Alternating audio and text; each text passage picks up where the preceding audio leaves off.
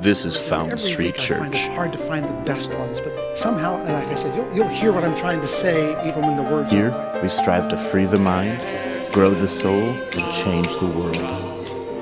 Here, there is freedom to doubt and freedom to believe. Here, you can find a house of prayer for all people. the swallow up Jonah. Welcome to Fountain Street Church. Join us on the journey. Where all the assumptions are different. You don't know they're different because there are streets and street lights and reds and greens and people cross generally at the middle of the block where they ought to.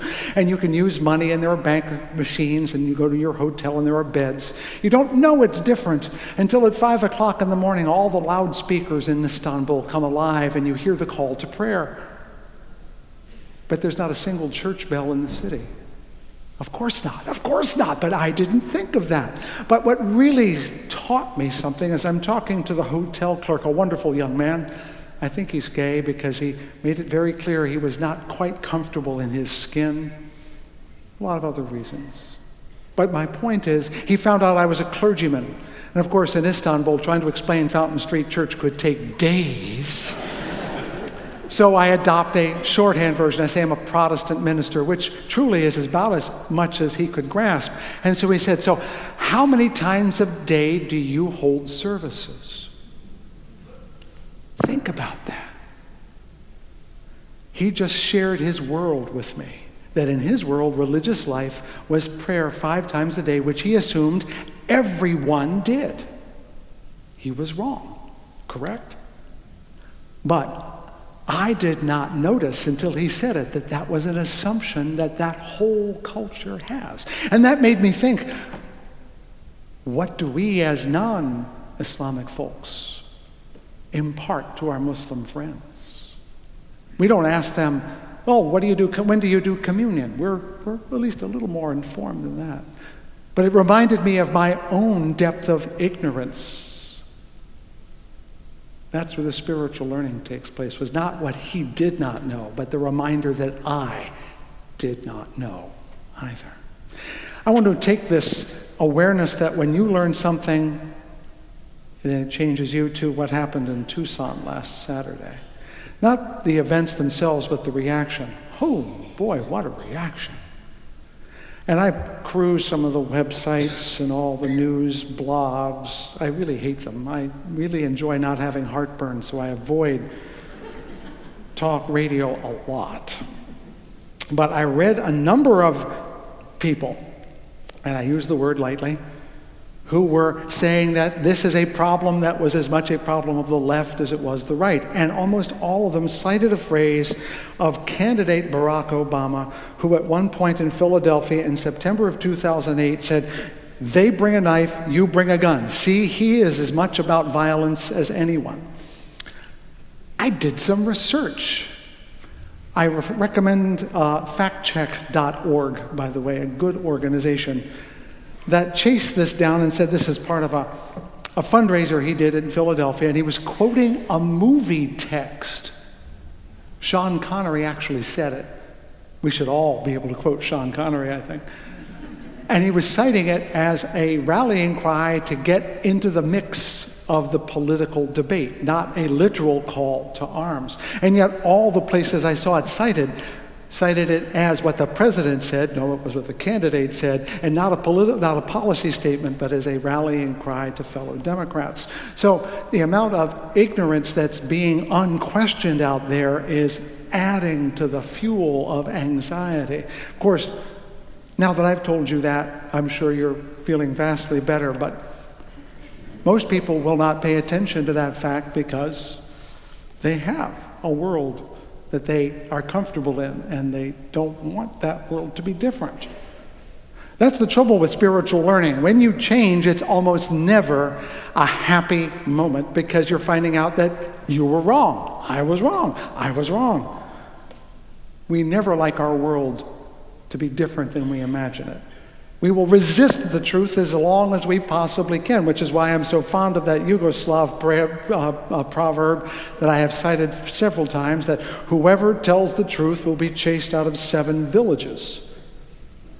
Nobody wants to hear a truth that disturbs the truth you think you know, because it means you are wrong. Who wants to be wrong? Who wants to change? And yet the reality is, when we think about it, if we don't allow ourselves to change, we become ever more walled off from the truth, that thing we're supposed to be focused on. Which is why I want to tell you about some of my experiences with race in America, just very briefly.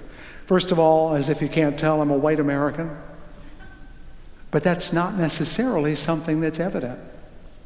What we have forgotten in this country, and I've learned this from my friends who are people of color, both African American and Hispanic and sometimes Asian and others, is that, especially in the African American community, they're white too, from a genetic point of view.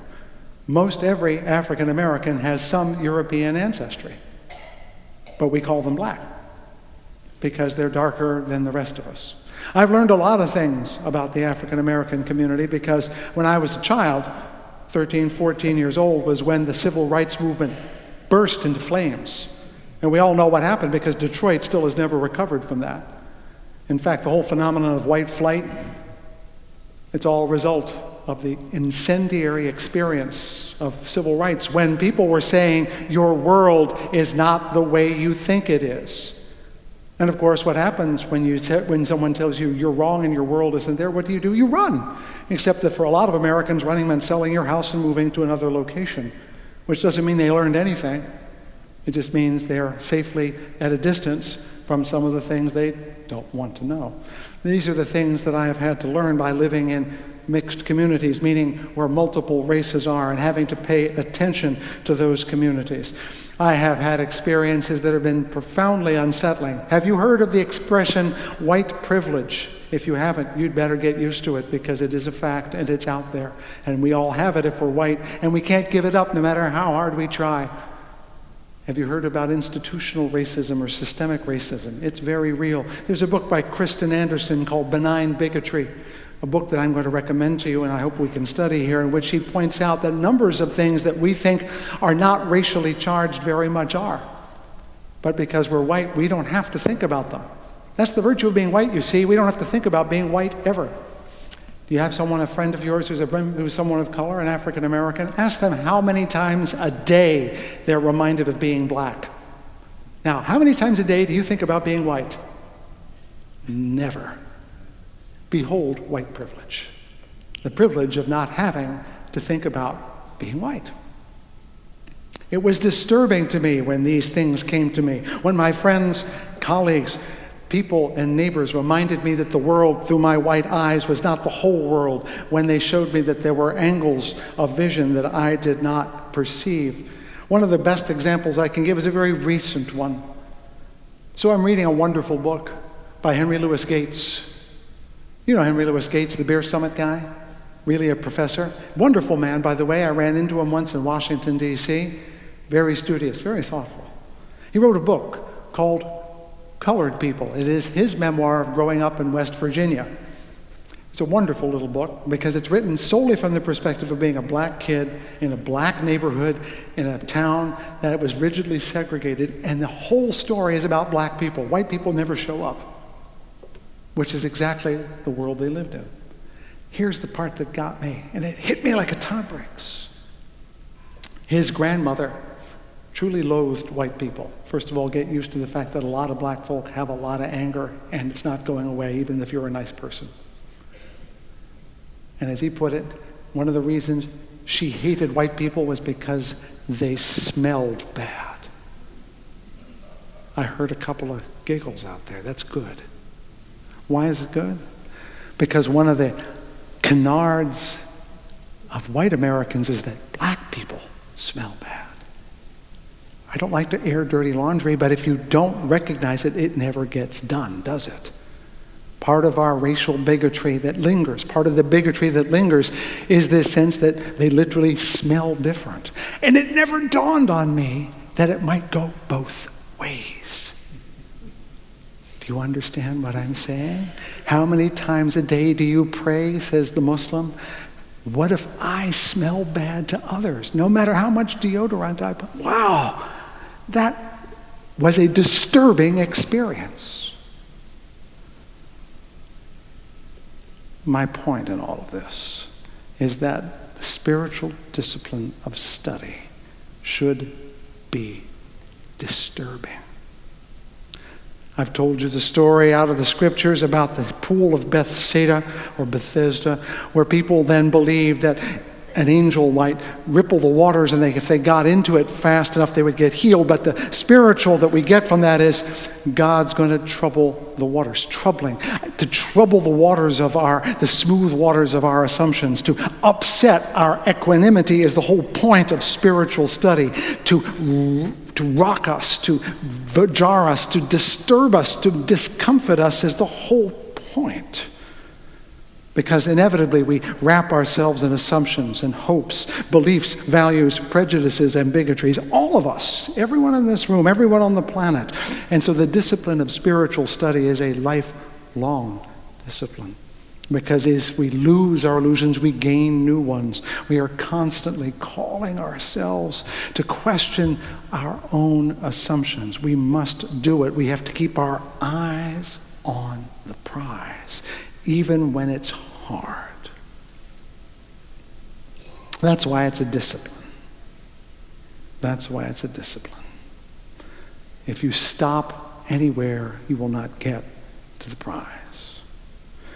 Everything you learn about the world is to bring some learning to yourself. The out there has to come in here. Your own biases, presumptions, assumptions have to be as much as what you study as the logarithmic tables of the history of the Peloponnesians. Because that's how you become, as Jesus said in the reading, wise as serpents and as innocent as doves. We become wise in the ways of the world. We become innocent when we give up our assumptions about how majestic and powerful and learned we are. I want you to be disciples. I want you to discomfort yourselves, to pull your world inside out. I want you to be students of your own heart and of the world, and not one or the other, but both.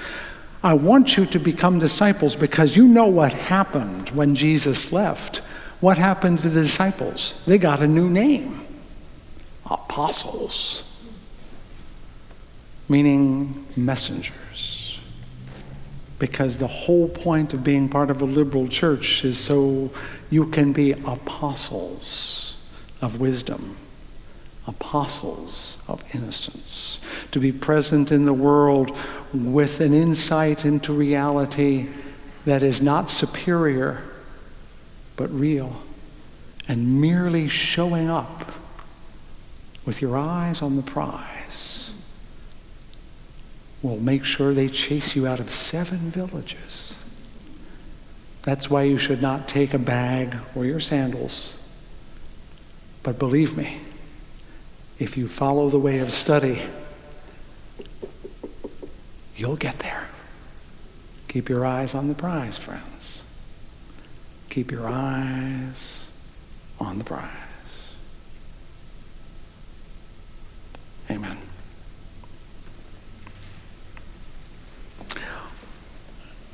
Do you know my first name? My first name is Weldon.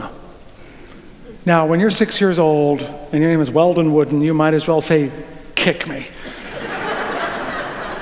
But when you're a grown-up, you can stand there and say, and now we're going to sing the Negro National Anthem, which was written by James Weldon Johnson, the only other Weldon I know, and a fine fellow he is.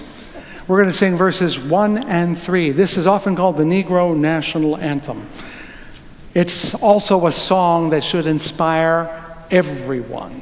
So I invite you to sing it as though it were your national anthem.